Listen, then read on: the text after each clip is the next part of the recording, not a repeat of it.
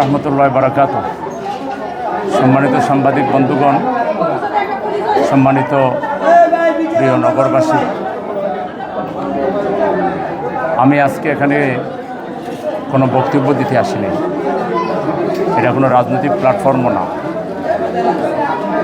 আমি এসেছি আমাদের এক মায়ের কান্নাকে সাথে। আমি রামিসা আক্তারের মায়ের সাথে দেখা করেছি। তিনি কিছু খাচ্ছেন না, তার বাবাও কিছু খাচ্ছেন না। যে ঘটনা ঘটেছে এটা অত্যন্ত হৃদয় বিদারক, বর্বর। এটা আইয়ামে জাহিলিয়াতকেও হার মানিয়েছে।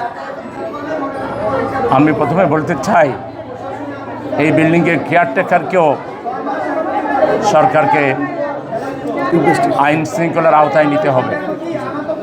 একটা ফ্ল্যাটে 3টা পরিবার, এবং তাও প্রতিবেশী একটা ভদ্র ফ্যামিলি, সেই ফ্যামিলির সাথে এরকম লম্পট, অভদ্র, এরকম মানবতা বিরোধী লোকদেরকে বাসা ভাড়া দিয়ে যে ব্যবসা করছে এখানে, এই পরিবেশ নষ্টের পিছনে প্রথম কারণ কিন্তু এটি। ওকেও আইনের আওতায় নিতে হবে। 2 নম্বর হচ্ছে,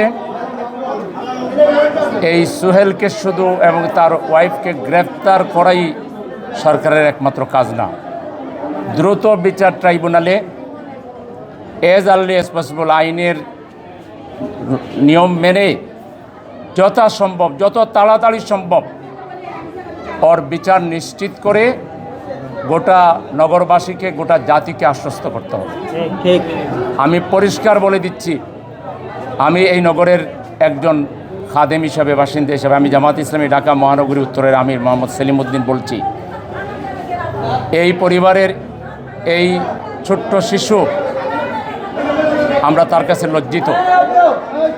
সেও তো আমাদের লজ্জা দেখবে না, কিন্তু তার মা বাবার কাছে আমরা লজ্জিত। আমরা ক্ষমা প্রার্থী। গোটা জাতির পক্ষ থেকে, নগরবাসীর পক্ষ থেকে আমি এই মা এবং বাবার কাছে ক্ষমা চাচ্ছি। আমরা ব্যর্থ হয়েছি, জাতি হিসাবে আমরা ব্যর্থ হয়েছি।